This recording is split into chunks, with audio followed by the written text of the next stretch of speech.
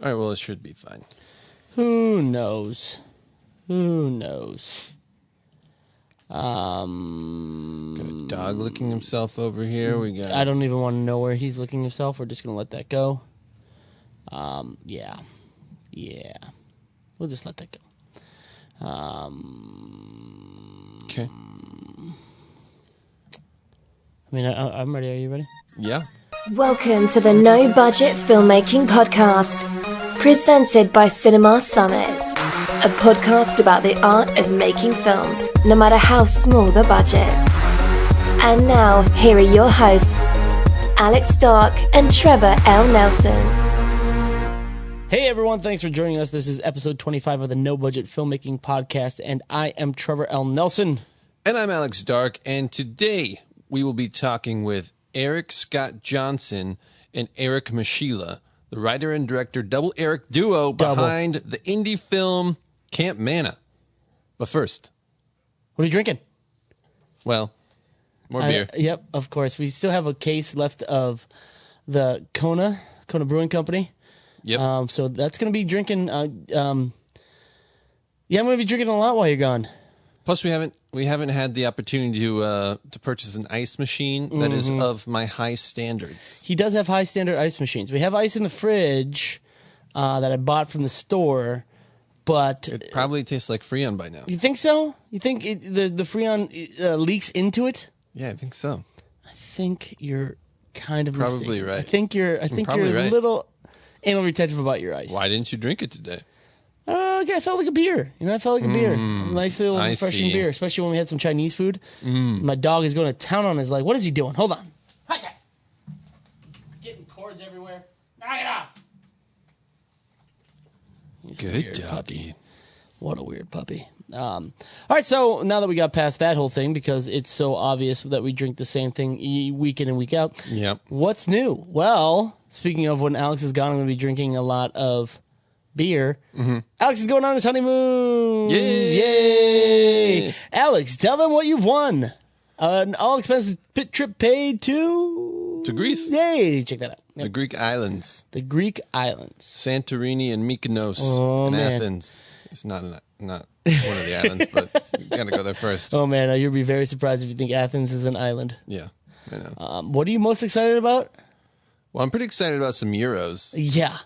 Delicious gyros. For those who haven't traveled out of the country much, let me tell you, if you're a fan of food, traveling just becomes a food fest. Oh, yeah. When I went to Japan, I just ate the whole time. When I went to India, ate the whole time. And it's delicious and fantastic. Yeah. Yep. I'm imagining lots of calamari, some lamb. You need to get some lamb. You need to get some wood fire grilled octopus. Definitely. Oh, man. Oh. Apparently they have delicious pastries filled with feta cheeses. They probably have some baklava. Baklava. Very excited. Which is delicious. So I'd say check that out as well. Yep. So yeah, that's cool. exciting, man. I'm happy for you. It's been a thanks. while since you took a vacation, Man. and you've it been has annoying been a the while. fuck out of me about It's been it. forever. The last vacation I went on was probably 2 or 3 years ago. Man, that's a while. Actually, that might be about the same time. Well, I'm trying to think when I went to India. I think 2 years ago I went to India. Yeah, so I'm about the same with you. That's probably why I'm so fucking surly. Yeah. Oh, Yep. well, hopefully you come back The weight refreshed. of the world weighs upon us. Yes, we're so important and so busy that we just have no time to relax. But we just drink. So, Yeah. well, No hopefully... time to relax in between my naps. Nap sounds great right now.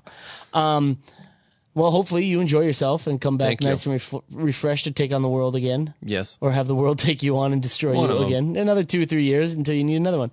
We'll see how it goes. Yeah. And also, a little news: we're going to be working with Film Skills to bring you some exciting content. Not a lot of people know what Film Skills is because they kind of cater towards universities. Yeah. They do a lot of coursework in filmmaking and all that they give to universities to, teach the students. Yeah. But actually, I mean, they also write a lot of books. Yeah. Yep. They were one of the earlier kind of online courses that I found when I was Back in the day. perusing. So I was a member of Film Skills way back in the day. Yeah. And they got some good stuff. They do. So we're going to partner up with them and deliver some content to their users and then to our fans of Cinema Summit. So we're going to start that probably when Alex gets back because I have a lot of stuff to do while he's gone. And so it's going to be, it's going to be kind of busy while he's gone. And then also I want to let you guys know that next week we are going to have an interview with Greg Gertmanian. Yeah, head of development at slated.com. Oh, man. So for those of you who do not know what Slated is, it's kind of, it started out as almost a way to get funding for your film, but now it's kind of an all-around film service provider. Yeah, they help you package your film, script coverage, script financing, rating, introductions to investors. That giant sound was my dog deciding to lay down. They do it all. They'll take your script and they will rate it from 1 to 100, and then they will help you package it along with other people, with producers, directors, actors, and then send it out to potential investors and get your movies hopefully made. Yeah, it's a pretty cool service, pretty cool website. So we're excited to have him on next week. But this week we have Dual Erics, indie filmmakers. Man, that sounds like a sweet superhero name, Dual Erics. If Eric was like a weapon. That's true. And I got Dual Erics. Man. Yeah. It could also be like a band. Oh, that's a good one. But knowing millennials, it'll be Dual Erics, and one guy's name is Steve, and one guy's name is Tobin. Totally. And we're the two Erics. It's like, what is this? It's clever. Yeah. No. It's like Jethro Tull. Like, what? I would say Steely. I thought that was a person. I would say Steely Dan, but we don't need to get into what that was named after. So we have an interview with them. Duo Erics. The Eric duo. Yeah. So Camp Manna they're going to explain it a little bit, but Camp Manna is just kind of a coming of age story. It's kind of in the vein of Meatballs and Heavyweights. Big fans of both those movies. Those old love camp films. Yeah. I mean, they just remind me of my childhood. Not because I went to a ton of camps, to be honest, but just because I went to Sea Camp. That was the one camp I went to. Sea Camp. Yeah. Is that like Sea Org for Scientology? Yeah, it's very similar, except they take children out to the sea and throw them in. And then you have to come back to shore swimming, and that's how you learned how to swim. Yeah. Oh, man, that's fantastic. Pretty good. Yeah, so, sit back and enjoy the interview. All right, we're here with Eric Scott Johnson and Eric Machiela, the writers and directors of Camp Manna. Thanks for joining us, guys. Yeah, hey, how's it going?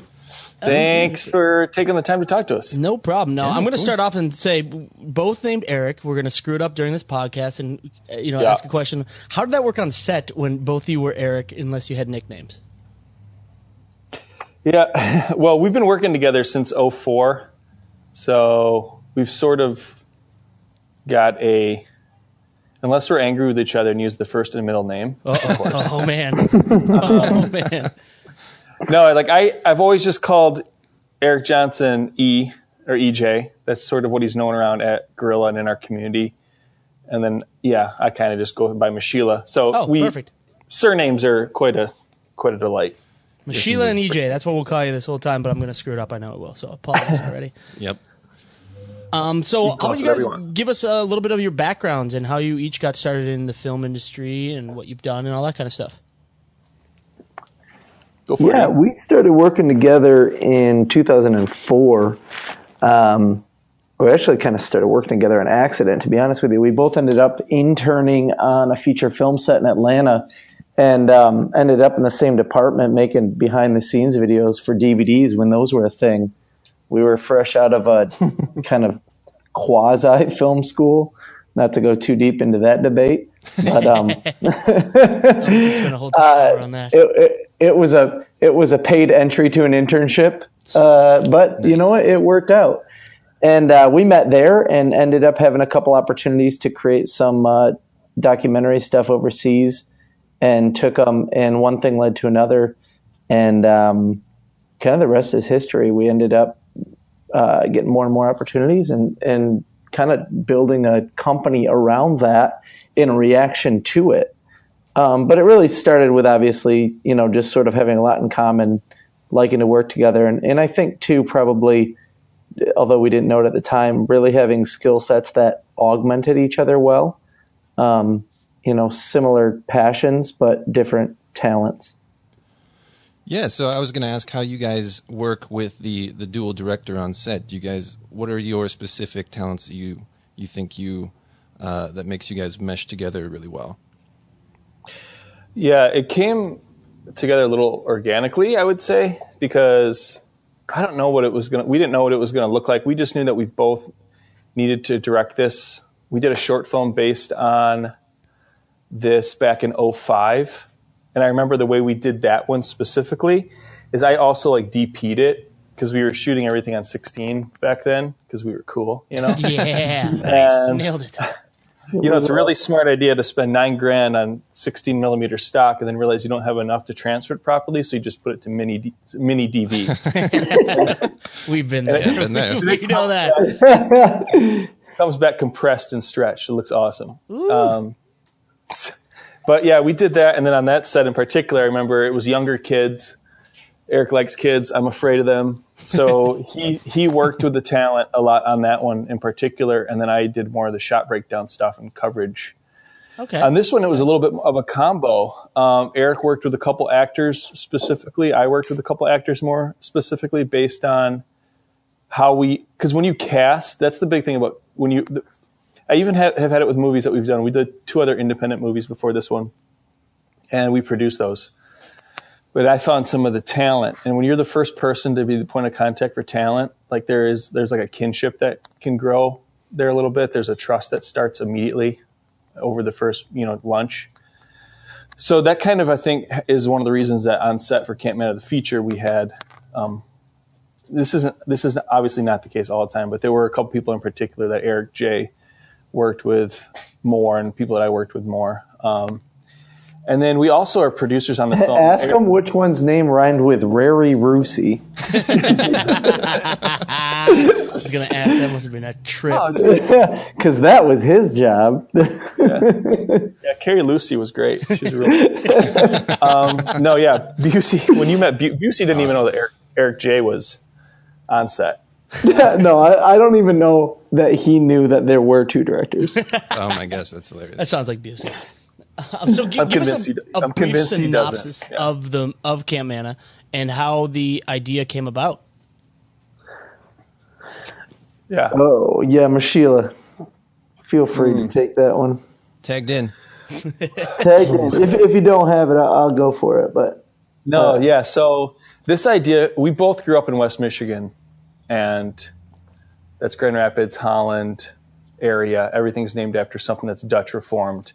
Paul Schrader's from here. Paul Schrader's from West Grand Rapids, and First Reformed is a lot out of that experience, actually.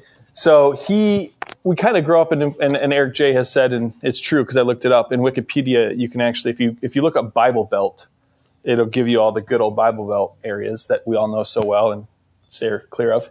I'm kidding.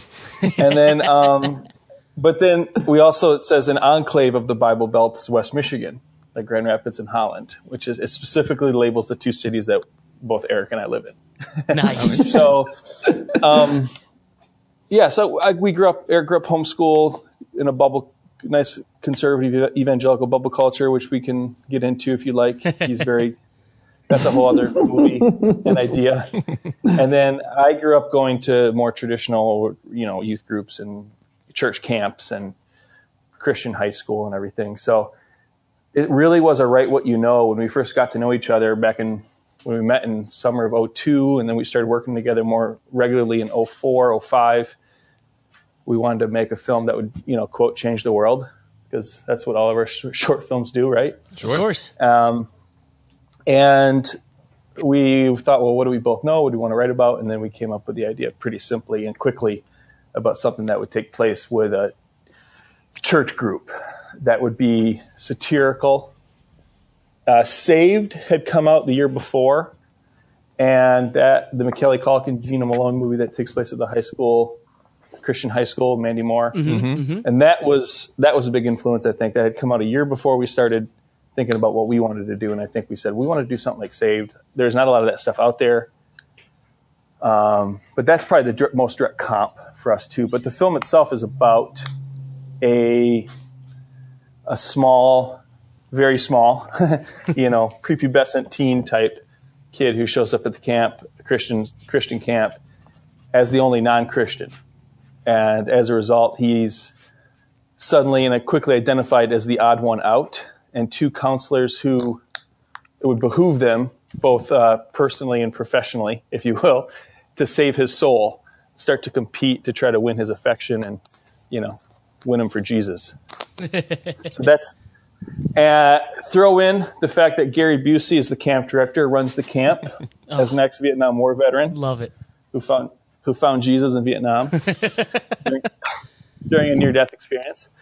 And then they all compete in a series of biblically themed Olympiad events known as the God Games, like the What Would Jesus Do quiz show and the Last Supper eating contest. Things like that.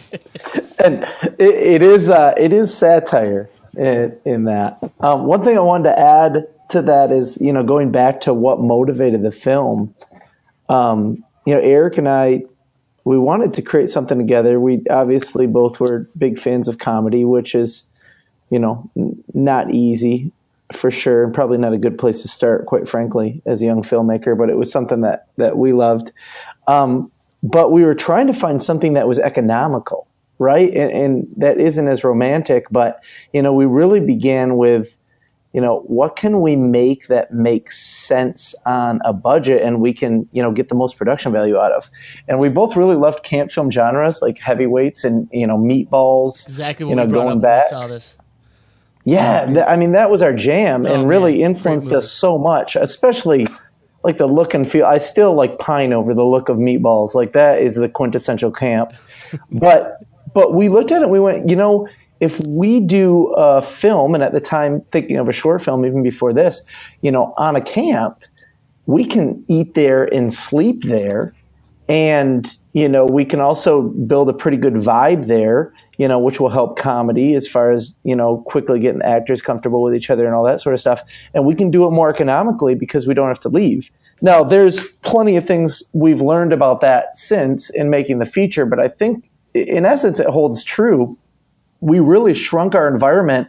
And so filming at the camp was sort of our version of, making the entire movie in a house, right? It was a one location sort of idea that, was just expanded to an environment.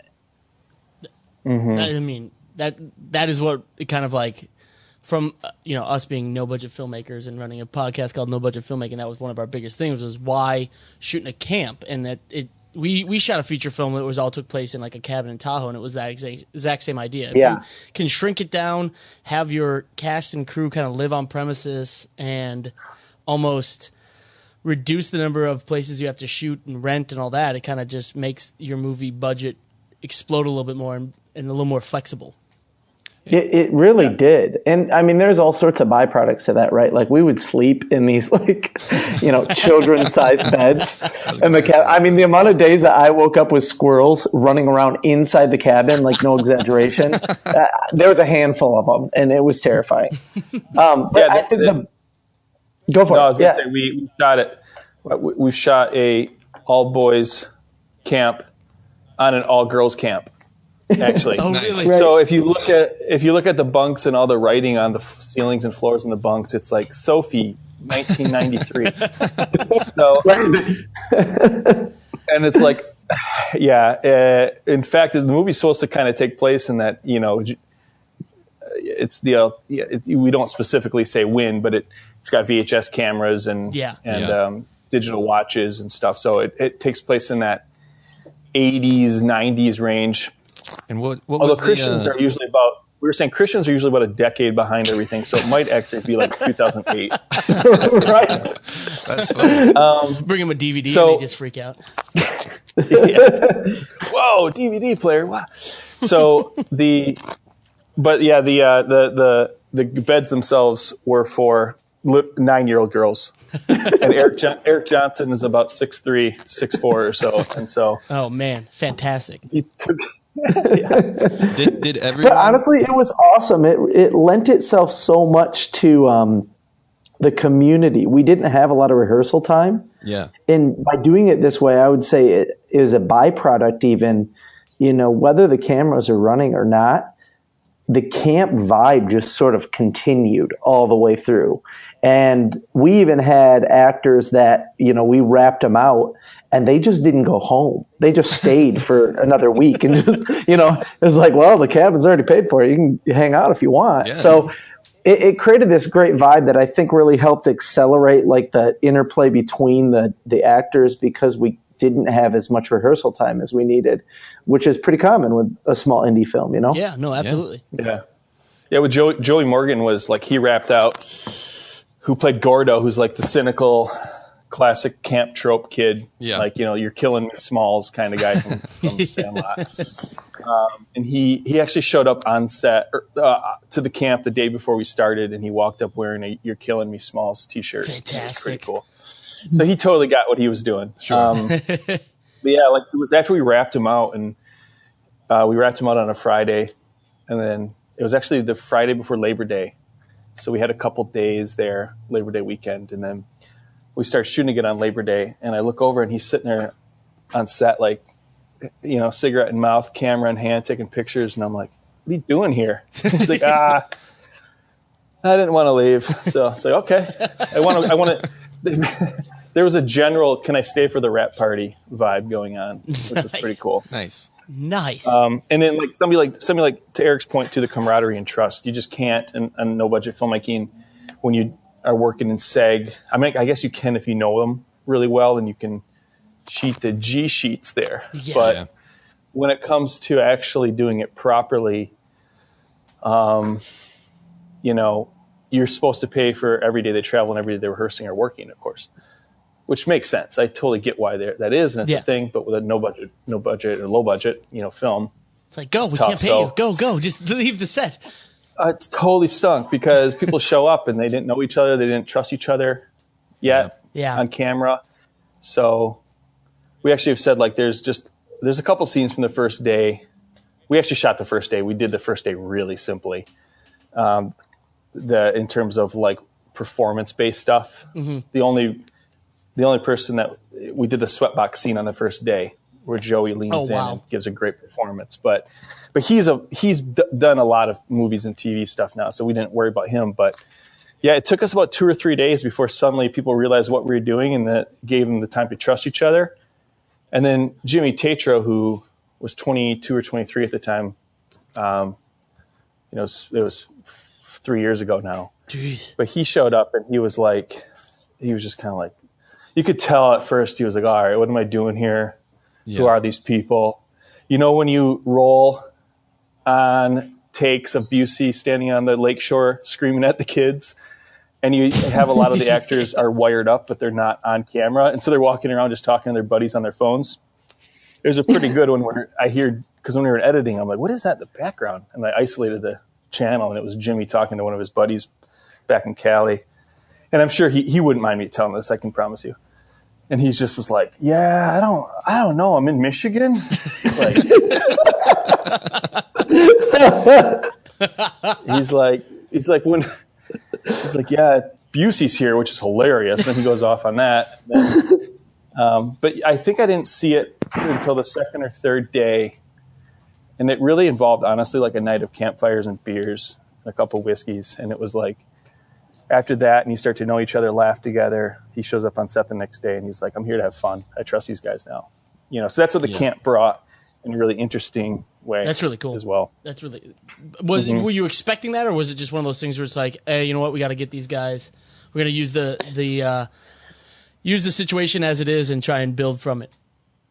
Yeah, I mean, the thing is, it's like we've done a lot of smaller projects like this leading up to it. And I think one thing that we have done well, and there's plenty of things that we, either have not or have learned from the hard way, is, we've always really tried to put a focus on building as much like community, for lack of a better, not, overused word.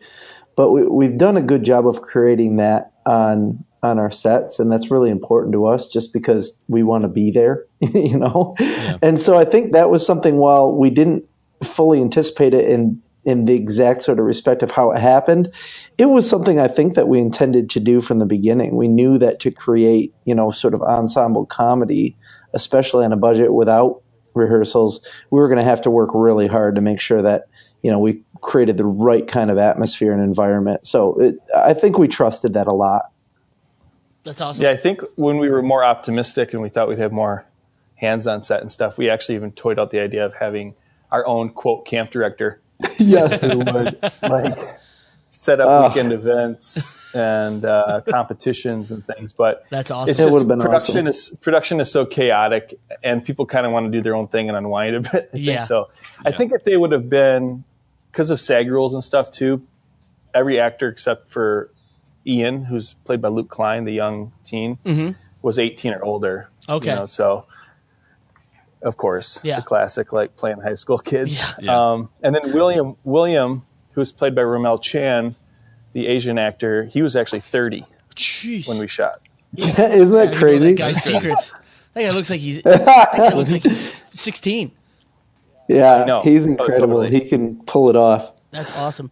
He's a great actor. But he's in Chicago. He does Second City improv kind of stuff. That's his jam. Oh, nice. Such a great guy. So you guys kind of answered it from your love of meatballs and heavyweights.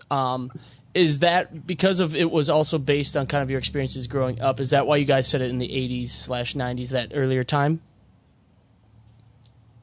I think so. That's a good question. I think we were just really influenced by the genre.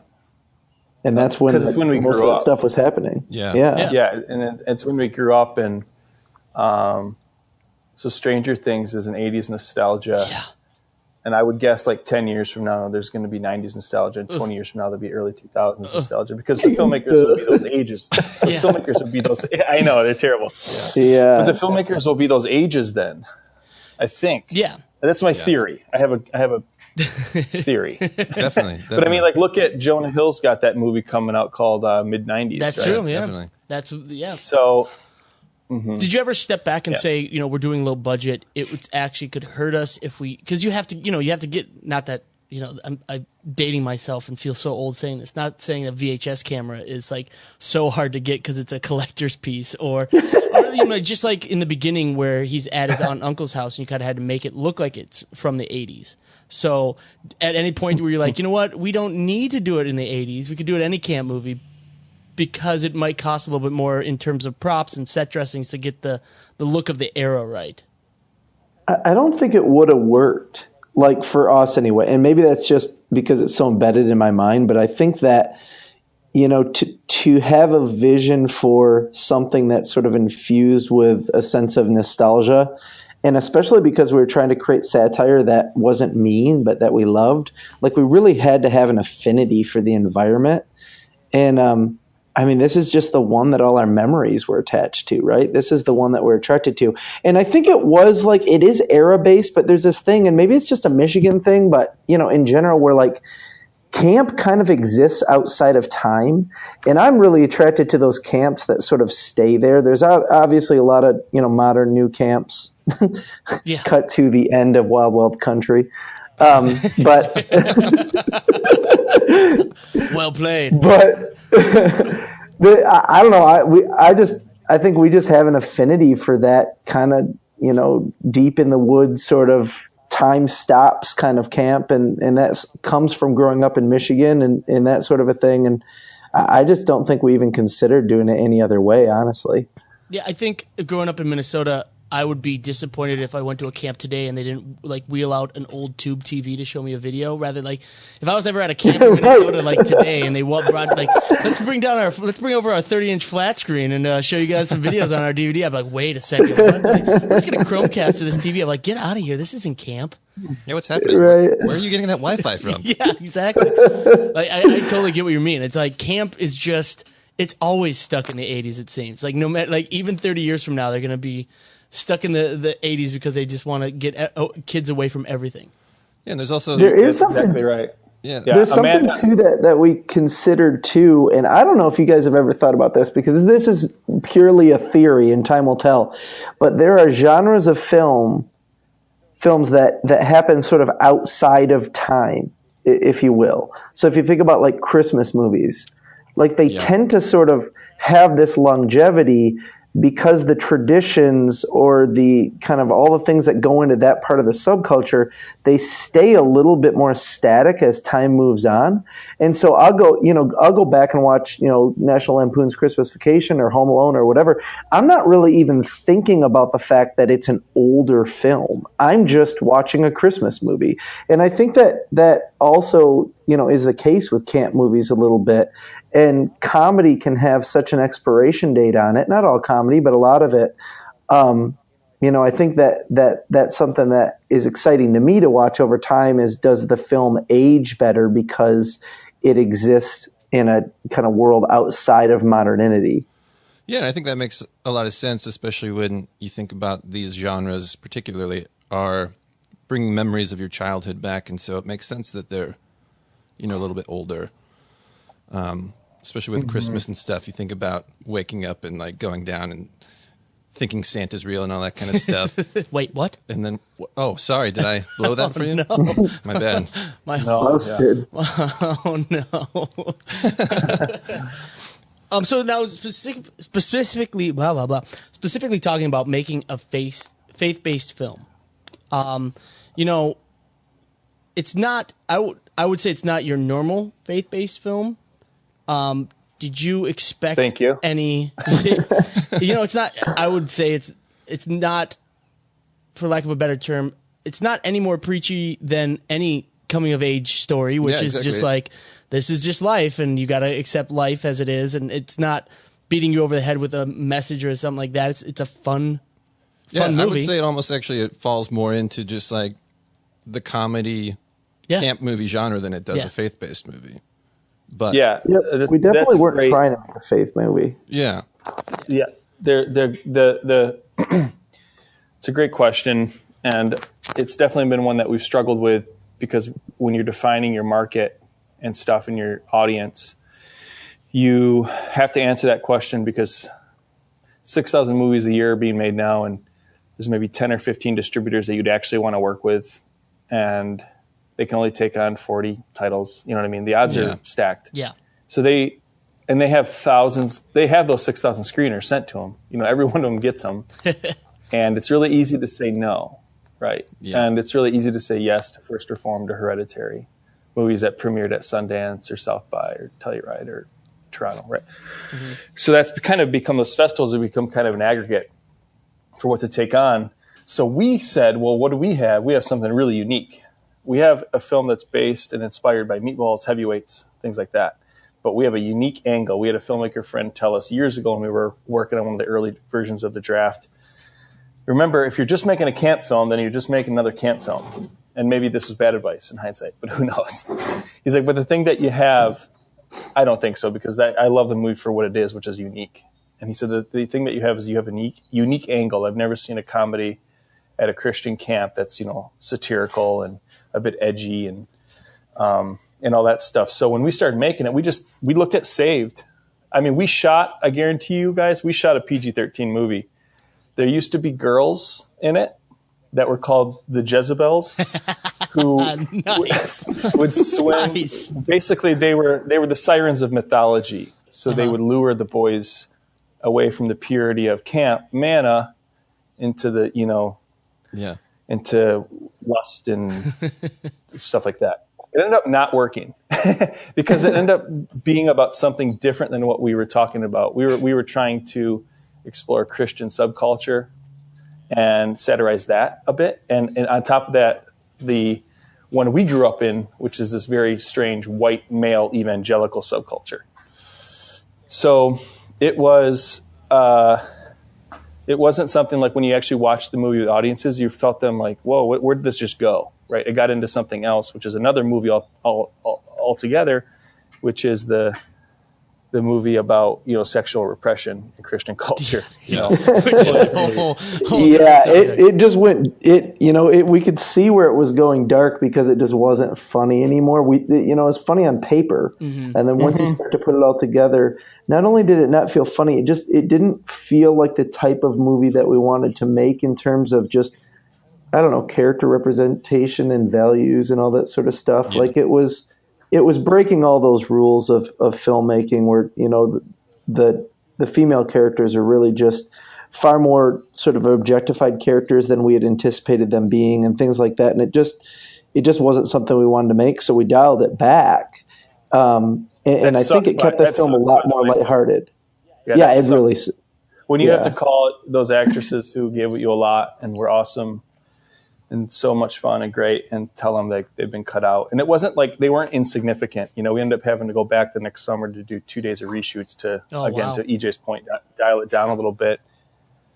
We just realized, like, if we made the film the way we shot it and we pushed it out, I think distributors were going to be even... That was kind of the advice we got when we started screening it. People were just going to be like, what? Because it has no comp.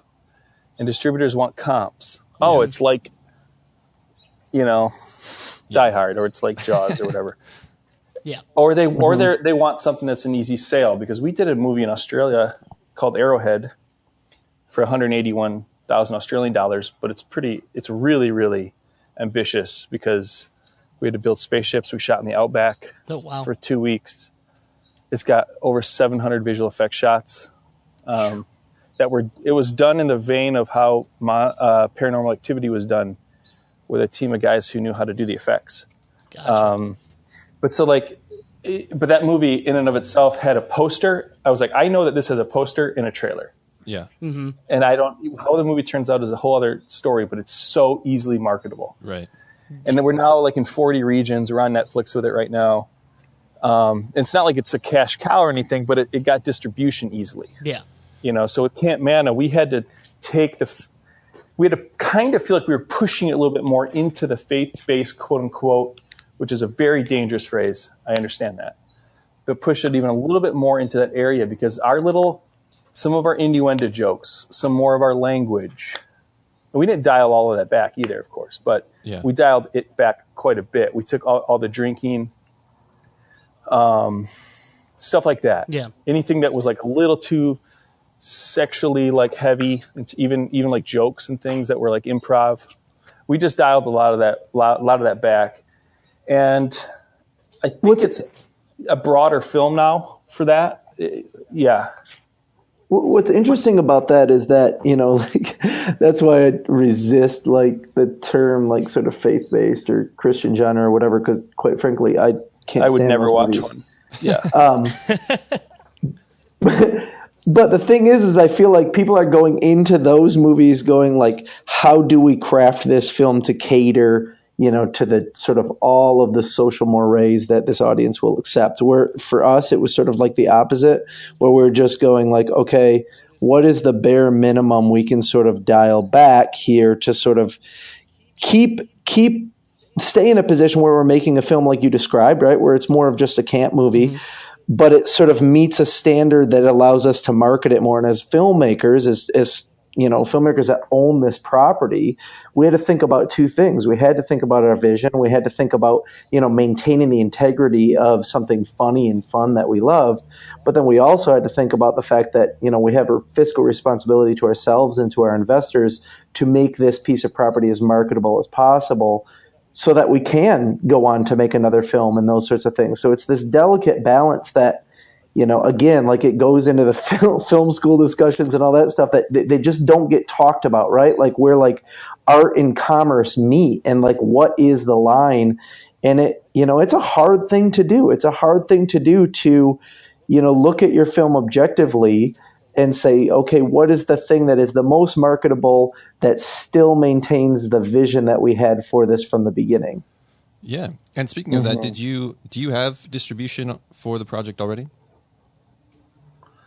Yeah, so we worked with a marketing company out of LA to secure up distribution early on.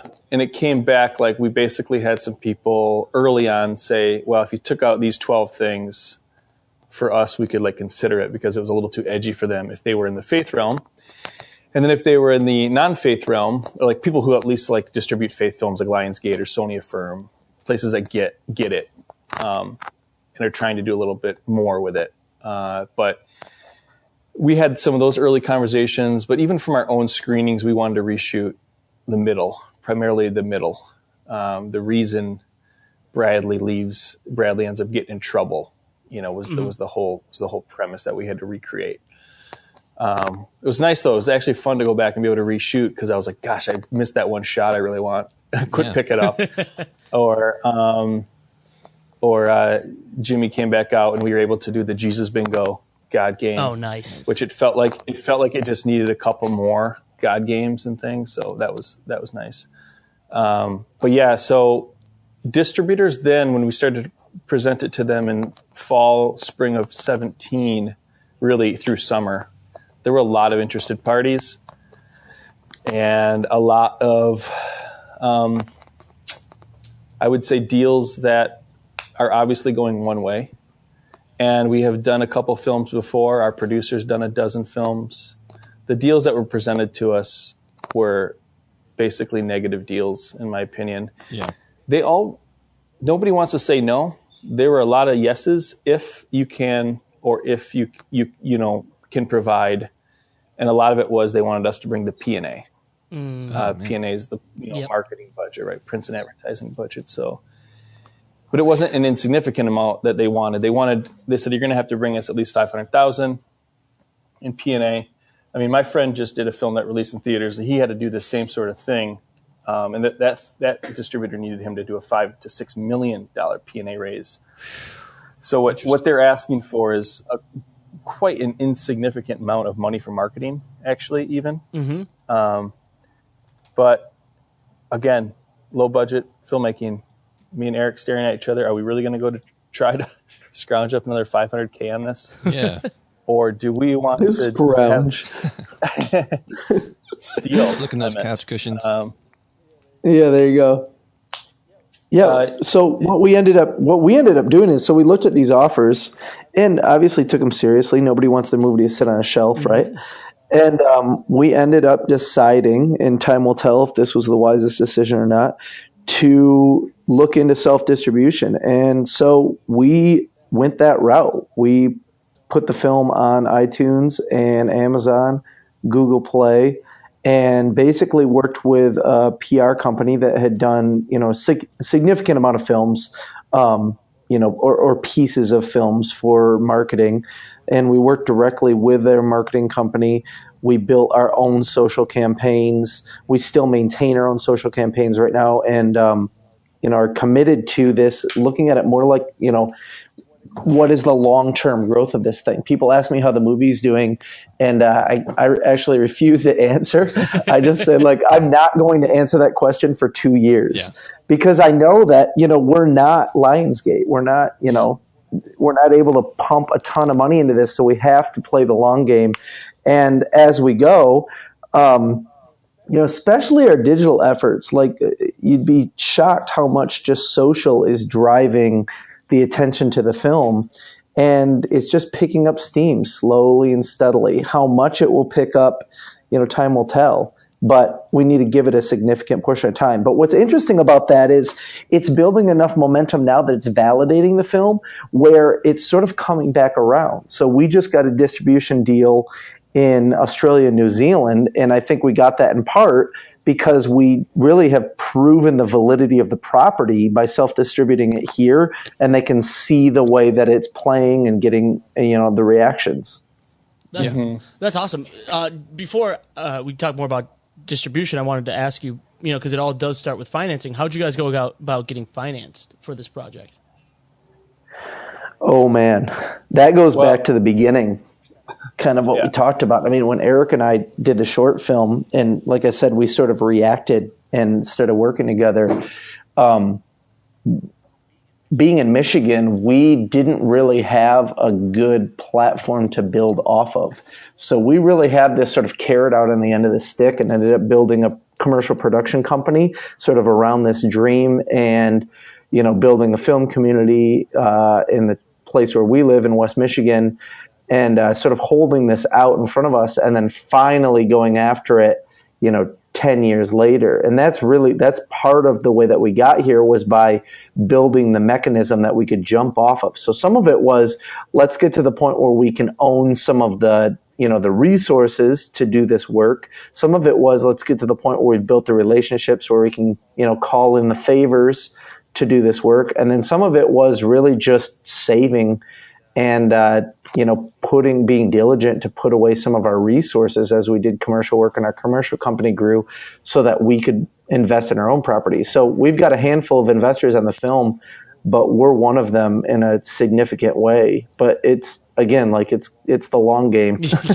We're at it for a while. Do you see that the fact that you guys built up this network to get the financing also helped as you self-distributed? Like you were able to tap into the network you created to get the money for the film, and then turn to that as well to get the film out there in front of people's eyes? No. Not as much as you'd think. Honestly, a lot of that has. Here's what I can tell you, though. The thing is that having a commercial production company has been the biggest thing. Having a staff, having producers, having departments that are working on social campaigns or commercial campaigns or whatever. We're doing a lot of re-upping on our own movie by investing the talent of our community in it. So it's less about going back for more money, but that's not to say it doesn't cost. But I think we're doing it more efficiently because we're doing it in-house with our own, company and the people we have here, which is helpful. Mm-hmm. The nice thing though is when you know your investors and you know them well and they trust you, we were able to present our plan to them, and everybody the first movie we did in Mexico. It's a horror film, streaming on Amazon Prime for give the name so we can stream it. $75,000. What's the name? No, I'm letting you know it's on Amazon Prime. Okay. No. What's the name of the movie? You could reveal that? I was just, I love it. It's called Beautiful Prison. Perfect. We shot it in Mexico. It is.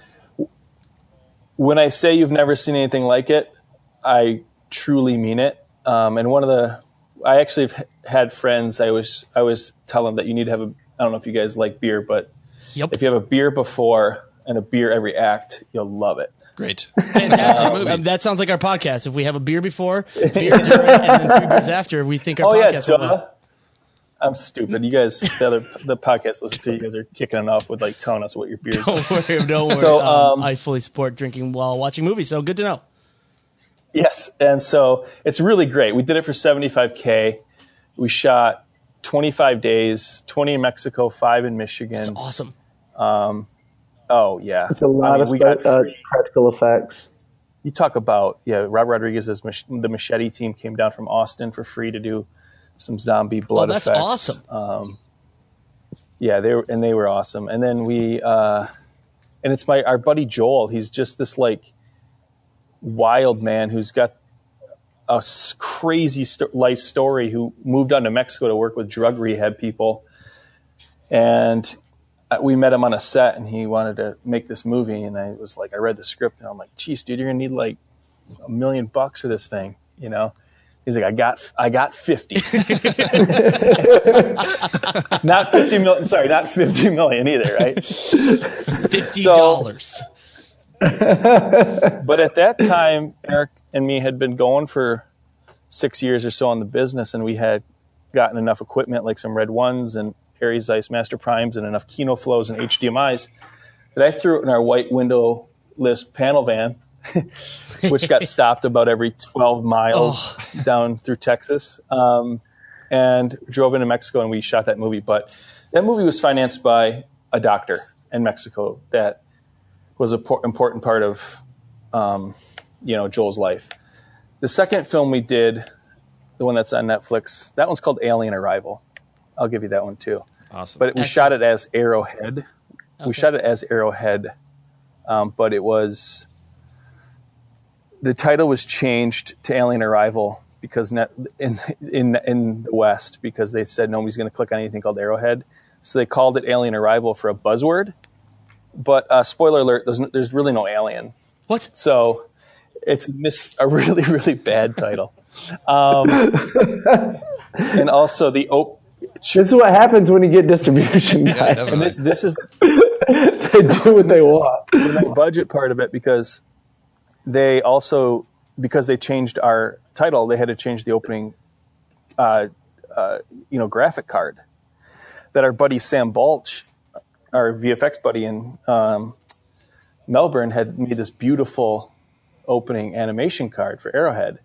And then they tried to mimic it. But I kid you not, I think when they rendered that out, somebody clicked 280p or something. And so the very first thing you're given as a filmmaker or as an audience member that might click on that movie for some random reason, scrolling through Netflix, is this title card that looks janky. It's that kind of stuff that just really stinks when you don't have money. Yeah. But the money for that one came from me and Eric, of course, were dumb enough to put some money in, but also because they gave us This is our film school. They gave us $141,000, and we tried to really see how could we make it for that budget, and we just couldn't figure it out. So we had to put a little bit in just to for travel costs and everything. But the further you separate yourself from the investors, the bigger you end up getting with the investor. Like that, the person who financed that was a TV studio out of Sydney. Is they start to make all the decisions, and when they have all the money like that, and they gave it to you, and they're giving you deadlines and expectations, you have so little leverage on them creatively. They chose the sales agent, let's say, I'll just tell you, we've done over 3 times the budget of that film in terms of sales and costs and things. And we've only gotten paid back half of what we invested in it, which seems to make no sense. Ugh. But that's just what happens when you get in with these sales agents and distributors and stuff, This is part of our motive. It seems really rash to go let's self-distribute. That's the future, right? You know what I mean? But the reality is that, we had done it, the other way with some lesser properties, but we saw the receipts and we knew, what was possible and how much was going to come off. And it's just unless we were going to get a significant advance on the movie, it's just really hard to make that choice. And when you're fortunate enough to have yourself in a position where you're not pressured into making a bad decision, you can kind of play that long game. So that's where that's coming from for us. It's just looking at what's happened with the other properties and saying, can we do this differently or better? And I'm sure there's tons of things we'll learn from this that we'll apply to the next one, but that's the mindset. Yeah, I think that's awesome. I don't think it sounds rash at all. With distribution... Really? Well, I'm actually curious, why do you say that? Because I think we're still in a very transitionary time, not to flip the interview around or anything like that. Let's see. Well, I worked in distribution for many years, and I saw the other end where there were many, many filmmakers giving us their project and not seeing the returns that they were expecting. I just think it is transitionary right now, so it is kind of a little bit up in the air as to what it's going to be in the future.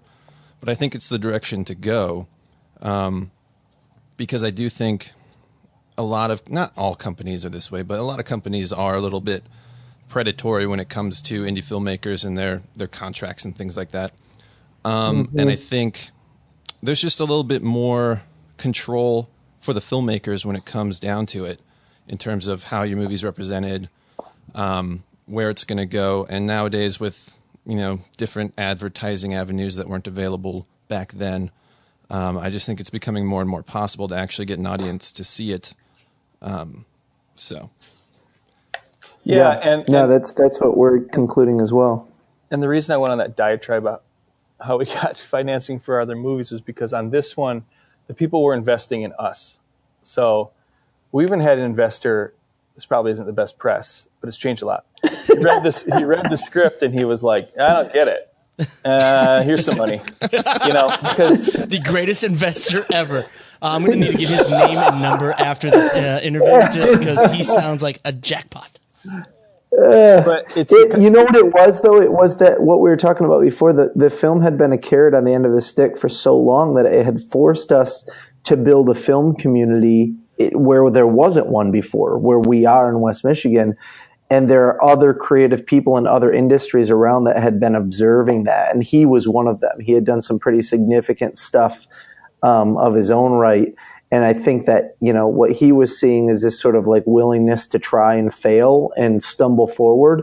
And he was attracted to that. So it wasn't just like a dude that just, Scrooge McDucked us, with like chucking money in the air or whatever. But yeah, no, you have let me put it this way. Like, I'm not trying to be flippant either about these people. Like, everybody who invests in this movie are going to be fine if they didn't get a nickel from us. And I'm not saying that excuses if they never get a nickel from us, because that's not what I'm saying at all.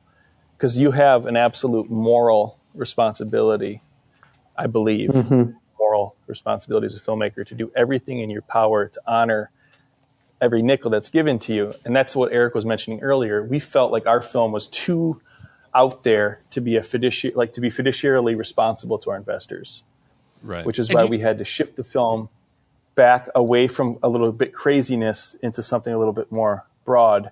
But with this film now, when we realized, because of our past experiences with our other indie movies, like the first film that we did for 75 in Mexico had no chance. It was too small and too weird.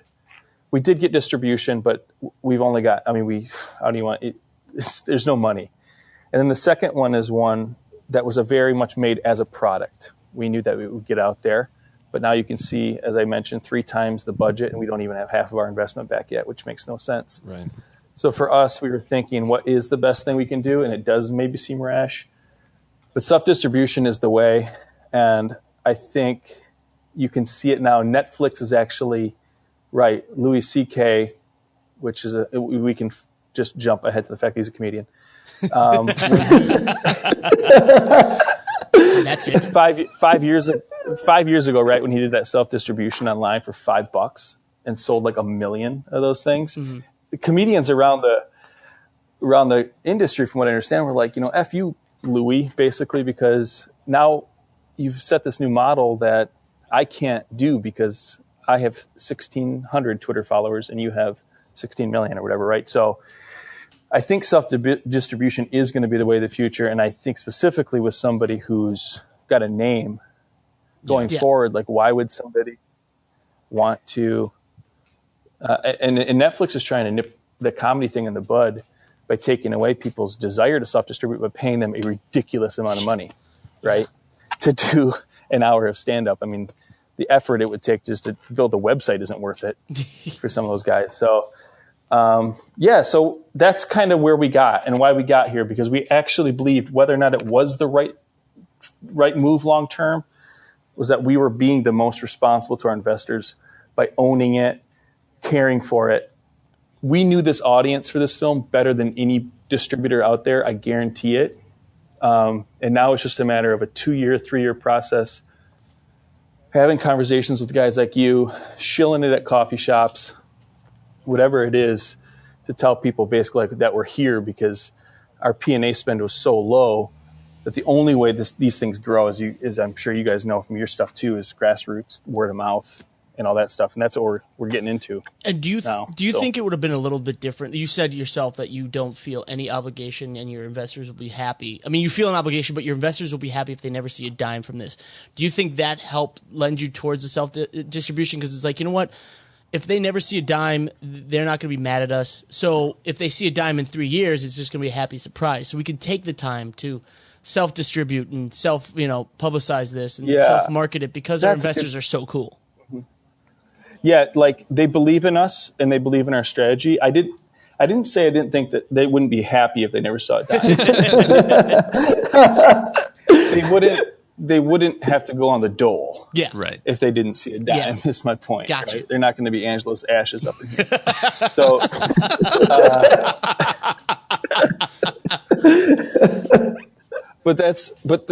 it still needs to be like, So it did help us because we knew that they had trust in us. And Eric went to San Diego, where one of our investors is, with Evan Coons, who plays Bradley in the movie, who's a co-producer on the film as well. And they had a great time with one of our investors and her husband there, and explained what we were doing. We had local meetings with our investors here, and everybody was really excited and supportive. And that gave us the confidence we needed to do this. That's awesome. I mean, that's the one thing I can say right now. Just, we're in the film came out on, all the digital platforms in June. And so we're not that far into it. But the one thing that I can say already from doing this is that I think the number one most important thing when it comes to self-distribution is just attentiveness. Mm-hmm. And it's so much work. I mean, honestly, like, I would be lying to you if I didn't say, like, I was looking forward to, handing it to a distributor and then waiting to see what happened with our movie when they, sure. Did all the work, right? Like, this is really hard because you have to have really honest conversations with people that, that are invested in the film. And you also just have to attend to it every day. I mean, we were talking about this movie every single day amongst, other projects or whatever. You're just keeping those plates spinning. And, we got to run that marathon now. So there's a lot to it that there's probably things from doing it now that we'll be able to strategize better next time. In terms of self-distribution, how we build the team, how we, look at the timeline, all that sort of stuff. Yeah. And I think, the people that find you through this project, you can sort of convert them into fans of yours and utilize that for your next projects moving forward and just build from there. And that could be a really good thing. As long as your next project isn't like something so out of, you might not be get all the fans if your next project is a face-eating monster movie. But, hey. you can find some of them at least. Everybody likes I do have an idea for that. I have an idea that's basically, it's The Hangover meets From Dusk Till Dawn, in Mexico. That's fantastic. That is awesome. Yeah. That's never going to get made, but I do have the idea. You never know. Yeah. All right. Well, thanks, guys, so much for sitting down with us and talking about your movie. Yeah, we appreciate it. Where can people find more info about it? Yeah, so you can find it on iTunes and Google Play and Amazon and Vudu, Fandango now. And you can follow us on social media at, if you go to Facebook, it's Camp Manna Movie, or Instagram, it's Camp Manna Movie. Just look us up there. And we're super active and very responsive on those platforms. And the website is www.campmannathemovie.com. So there's a whole bunch of stuff. We'll make sure we put all those links up in the show notes for everyone out there to hit up you guys and Easy ask access. them how you got these sweet investors that are just flinging money at you left and right. We've got, and on those websites too, just if you like Busey, we have got some bizarre Busey videos. Oh my God, I need to go see this right now. That's fantastic. And more coming. That's fantastic. There's a bomb that's going to drop here eventually. Perfect marketing plan. Fantastic. Well, thanks, guys. Thanks so much. All right, guys, hope you enjoyed that interview. Make sure, again, that if you want to find out more about the movie, go to campmannathemovie.com. And follow them on social media, on Facebook, Twitter, Instagram, at Camp Manna Movie. That's double N in the Manna. Yep, double N. Make sure you We got get links to all this stuff in the show notes, so check those out if you're interested. It's a good movie. We both watched it, both enjoyed it. Yes, indeed. So I definitely recommend it. It's a fun little movie. Yeah. All right. And so shall we move on to what is cool this week? I guess we shall. All right. We shall. So you start it off, Alex. What is cool? All right. I just saw this. Oh. And it's interesting. Uh-huh. I haven't done as much research as I would like to on it. Okay. But there's something called alpha-platin. Oh. Say that 3 times fast. Alpha-platin, I think I did it. I think you did it. Nailed it. Moving on. They are rehousing Hasselblad cameras to shoot 4K raw video in medium format. I've known some people who've used Hasselblads for their medium format stills. Yes. Man, those are some pretty images. So nice. And I just saw some footage of the actual 4K video. And it looks real nice. Really? Yeah. Dude, I'm down. I mean, knowing how much Hasselblads cost, I fear that this will be probably super expensive. Yeah. But yeah, okay. Yep. Mm-hmm. I mean, how much are we talking? So, combined, if you purchase the Hasselblad camera new, yeah, and then purchase the H6D-100C digital back, you're looking at about 60,000.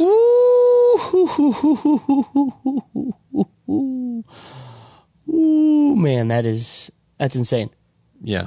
That is insane. But here's what I'm wondering. You buy the digital back and the camera, those are both Hasselblad. So where does Alpha Platon come in? Yeah, it's hard to really explain. It's like, it looks to be, at least, like an extra piece that mounts onto like the back of rods and then is cable tethered to the Hasselblad digital back. Interesting. To record the raw footage.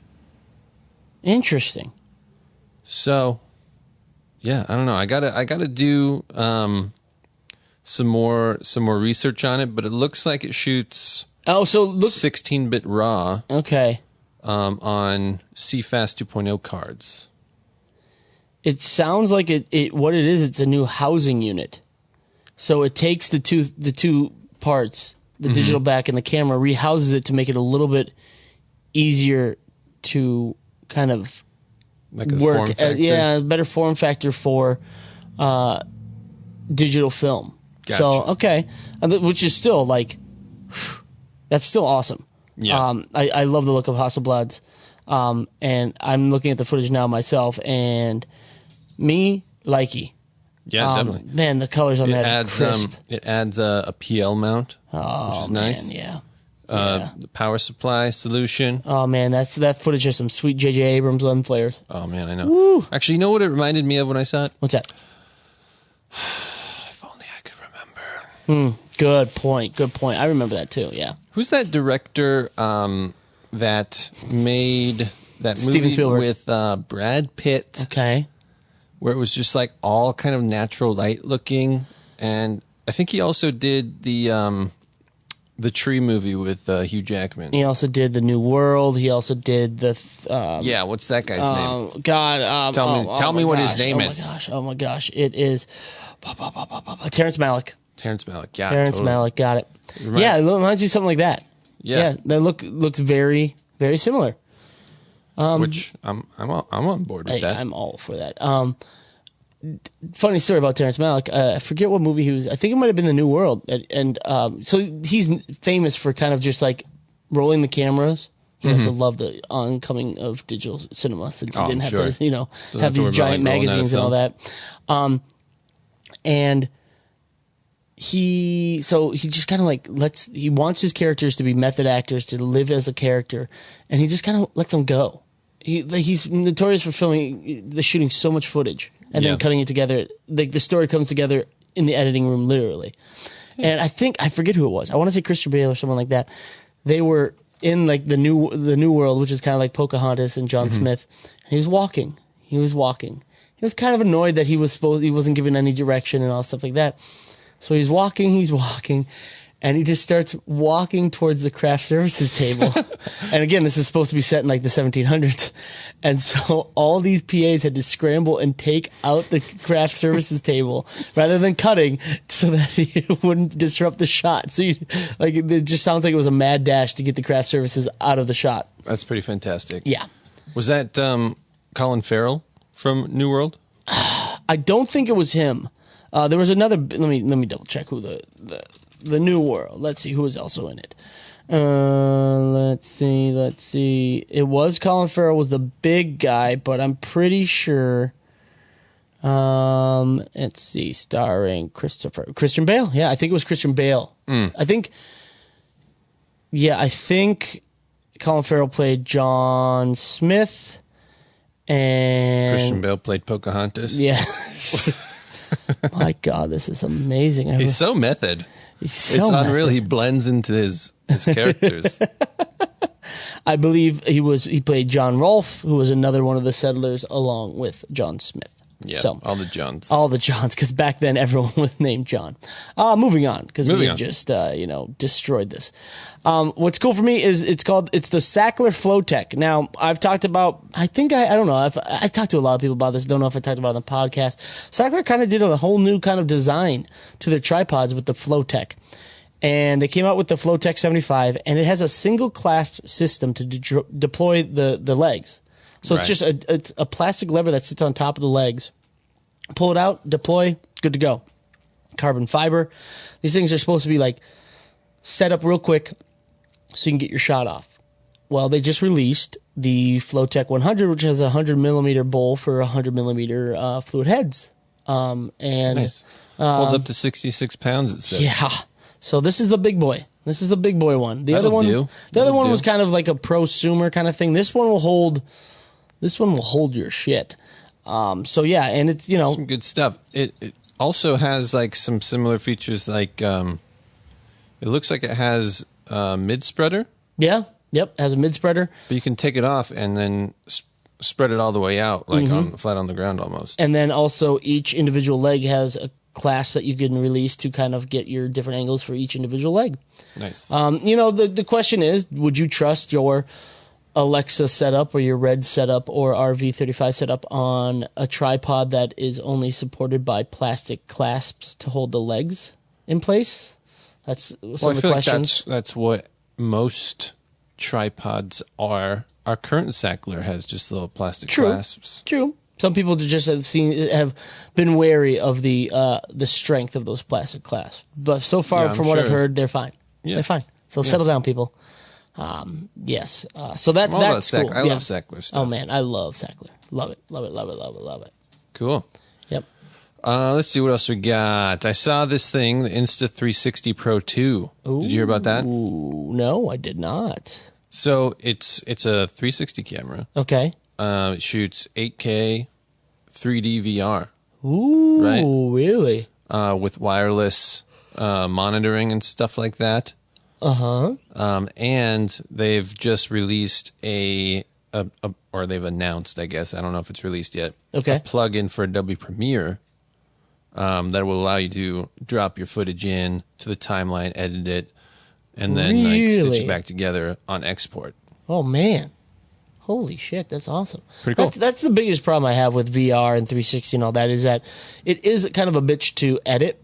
Yeah. Because you can't get into your normal programs to edit it, and that's fine. You got to, I guess, change with the times, they say. But the fact that it has a plugin for Premiere makes it that much more enticing to kind of get.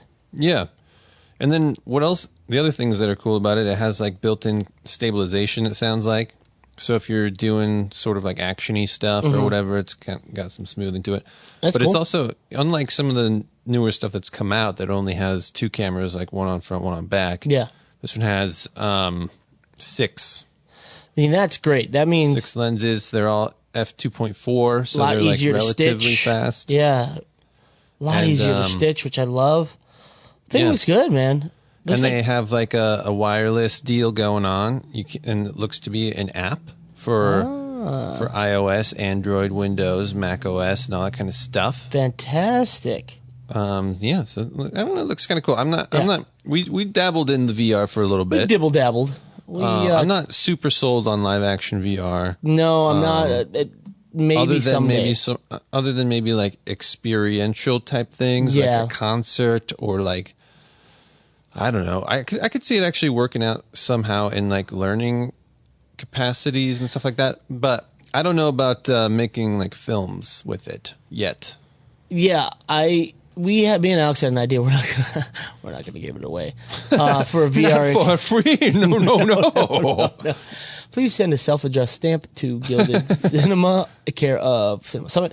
No, it's actually we're not gonna give it away. But we had an idea for a VR immersive experience that I think that would be perfectly suited for.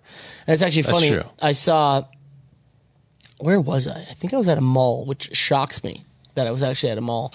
And they had like those VR like booths where you could go sit in. It was kind of like a VR, but also the seat moved a little bit. Just like in I think I was with you. We were in Las Vegas. Oh, maybe I was in Vegas. Okay. Were you here for this one where they had a guy with like a towel and he would like rub it across the person's face while they're in VR and like freak them out? No. Oh that's yeah, funny. that's the one I saw, and I was like, you know what? That is where it's at. Like, good Yeah. job, guys. Yeah. That is what I want to see. Yeah, I think we saw people sitting in the pods in the VR, and the workers were walking around like touching people and Oh like, doing all yeah, sorts of yeah, random things. yeah. So I get it, but I mean, look, the easier VR gets, the more people are going to adopt it, and maybe we'll jump on board. We'll see. We're pretty much trendsetters, so if it gets at the point where we want to, then we'll see about it. Yep. I also have what's cool is the Joby GorillaPod Video Pro. Ooh. Now, everyone knows the old GorillaPods. Those are the bendable arms that people put their little cameras on, kind of attach it anywhere.